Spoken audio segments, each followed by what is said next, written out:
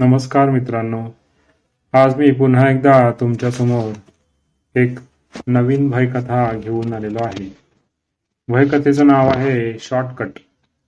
आम्ही जेव्हा घाईत असतो, कुठेतरी पोचायची आपल्याला ती घाई असते किंवा आपल्याला कुठेतरी निघायला उशीर झालेला असतो, तेव्हा आपण सगळेच एखादा शॉर्टकट किंवा लवकर पोहोचवणारा रस्ता मिळाल्यास फार बरं होईल, असं मनात नियमित विचार करत असतो. कधी कधी हा रस्ता आपला अनोळखी सुद्धा असतो. तेव्हा अशाच एका अनोळखी शॉर्टकट बद्दल इथे आपण आता बोलणार आहोत.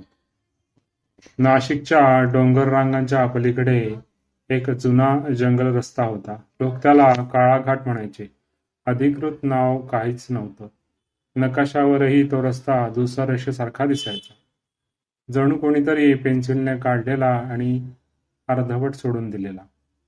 त्या रस्त्यावरून जाणं टाळावं असं सगळ्यांचा सल्ला असायचा. रात्री तर नाहीच नाही, असे त्या रस्त्याच्या जवळपास राहणाऱ्या गावातले लोक सांगायचे.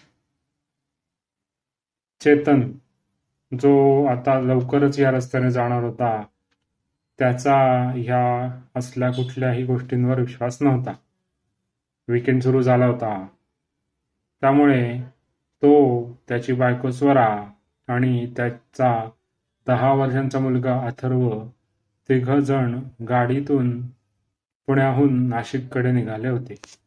गुगल मॅपने दाखवलेला शॉर्टकट म्हणजे हाच जंगल रस्ता. संध्याकाळचे 7 वाजले होते. पावसाळ्याची रात्र होती. दाटून आलेले रस्त्याच्या दोन्ही बाजूला उंच उंच झाडं आणि सर्वत्र अंधार. बाबा, इथे नेटवर्क नाहीये, अथर्वने मोबाईलवर उचलून पाहिलं. चेतन हसला. अरे, जंगलात कुठून येणार नेटवर्क? स्वराच्या मनात मात्र कुठेतरी अस्वस्थता होती. मला वाटतं हा रस्ता बरोबर नाहीये ना. नको जाऊया ना आपण या रस्त्याने. अगं, हा शॉर्टकट आहे, 2 तास वाचतील, चेतनने स्टिअरिंग घट्ट पकडत उत्तर दिलं. गाडीच्या हेडलाईटच्या उजेडात पुढे फक्त दिसत होता तो काळोख. रस्त्याच्या मधोमध अचानक काहीतरी चमकलं. चेतनने ब्रेक दाबला. गाडी थांबली. हेडलाईटच्या प्रकाशात त्याला दिसलं, रस्त्याच्या मधोमध एक जुनी फाटकी साडी नेसलेली बाई उभी होती. तिचे केस विस्कटलेले होते आणि चेहरा खाली होता. कोण आहे? चेतनने हॉर्न देखील वाजवला आणि ओरडला. ती जराही हलली नाही. स्वराच्या अंगावर मात्र आता काटा आला. चेतन, मला थोडं विचित्र वाटतंय, उतरू नकोस गाडीतून. चेतन मात्र केव्हाच गाडीतून उतरला होता आणि पुढे जाऊन तो त्या बाईला विचारू लागला. काकू, एवढ्या रात्रीच्या अंधारात कुठे? त्याने आवाज दिला. ती बाई हळूहळू डोकं वर करू लागताच चेतनच्या छातीत धडधड वाढली. तिच्या चेहऱ्यावर डोळेच नव्हते, फक्त काळी खोल खाच. चेतन मागे सरकला आणि क्षणात ती आकृती गायब झाली. चेतन, स्वराने ओरडून विचारलं. तो तसाच धावत आला आणि काहीच बघितलं नसल्यासारखा पुन्हा गाडी चालवायला बसला. मात्र त्याच्या हाताला आता कंप सुटला होता. तो आता गाडी चालवू लागला. 10 मिनिटांनी त्यांना एक वाटा दिसला. एक डावीकडे वळलेला रस्ता, जो पूर्णपणे झाडांनी झाकलेला होता, आणि एक उजवीकडे, मात्र थोडासा अरुंद. चेतन म्हणाला, मॅप काहीच दाखवत नाही, काय करूया? स्वराने हळूच आवाजात सांगितलं. उजवीकडे घे. गाडी उजवीकडे वळली. काही अंतर गेल्यावर पुन्हा तोच फाटा दिसला. यावेळेला चेतन थबकला. आपण इथे आधी आलोय ना? हे काय? अथर्व घाबरला. बाबा, आपण गोल गोल फिरतोय का? रस्त्याच्या कडेला एक फलक होता, परत फिरा. तो फलक आधी नव्हता. मात्र चैतन्यने त्या फलकाकडे दुर्लक्ष केलं आणि तो पुढे निघाला. रात्रीचे साधारण 8:30 झाले होते. जंगलात विचित्र आवाज ऐकू येऊ लागले होते. जणू कुणीतरी कुजबुजत होतं. स्वराने तर कानच झाकले. तुला ऐकू येतंय का?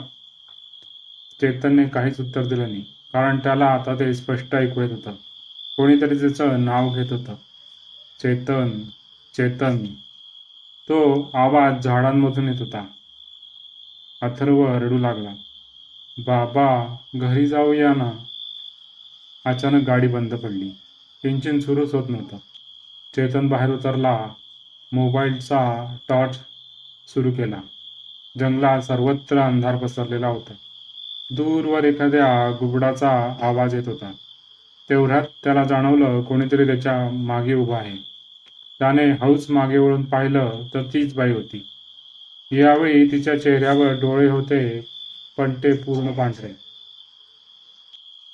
तिचा आवाज थंड होता. का आला इथे? चेतन घाबरून मागे सरकला. आम्ही आम्ही रस्ता चुकलोय.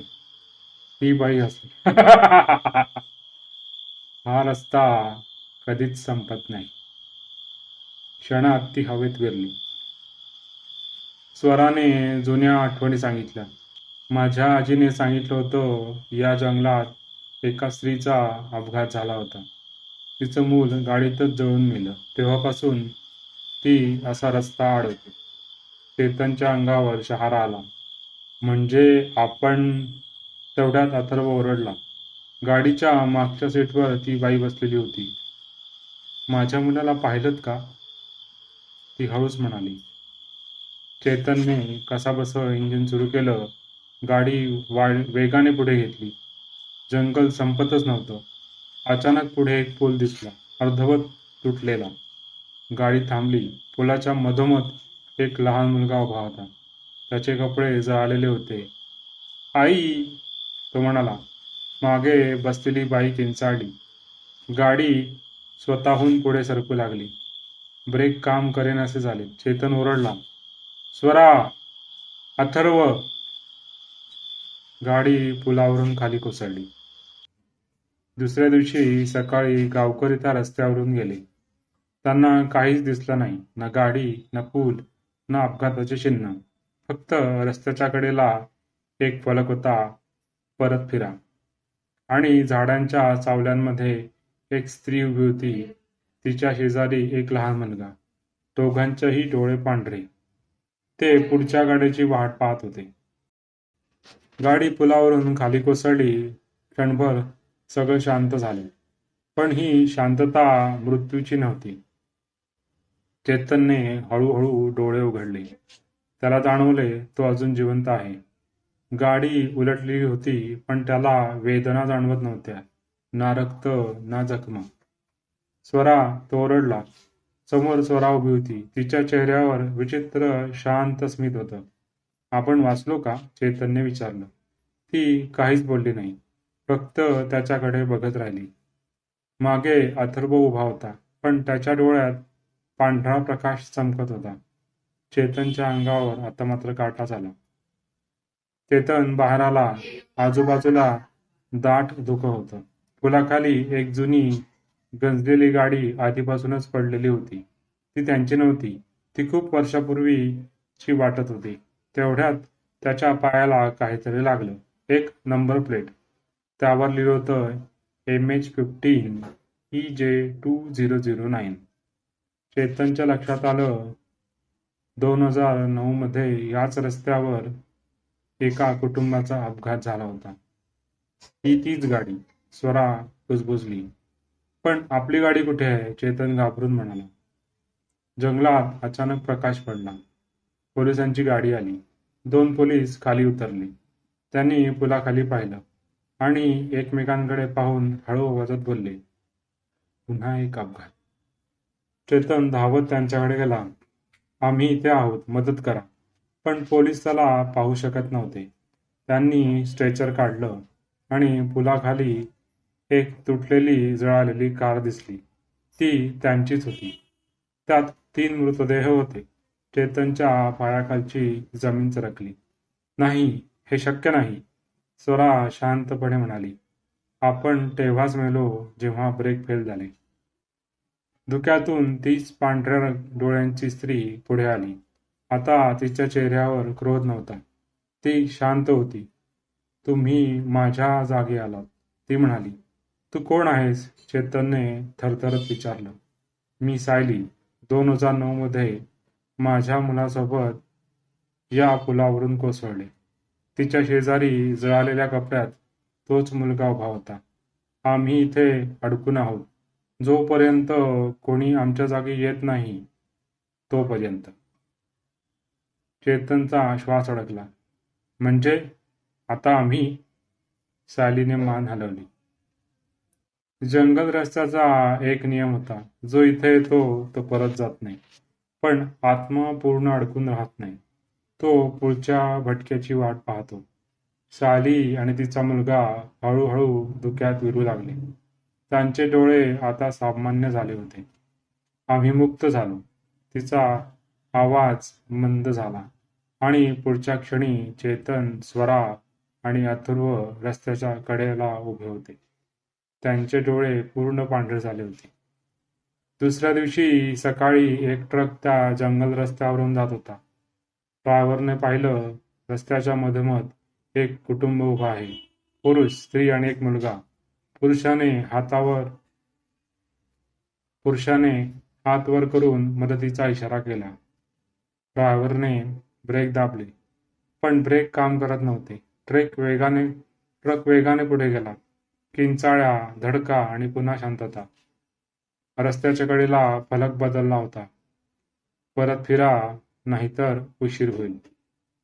आजही नाशिकच्या त्या जंगलातील रस्त्यावर रात्री कोणी गाडी थांबवली तर त्यांना एक कुटुंब दिसतं. पुरुषाचा चेहरा ओळखीचा वाटतो. स्त्री शांत स्मित करत उभी असते आणि मुलगा फक्त एकच प्रश्न विचारतो, माझ्या बाबांना पाहिलंत का? जंगलात कुजबुज ऐकू येते. हा रस्ता कधीच संपत नाही.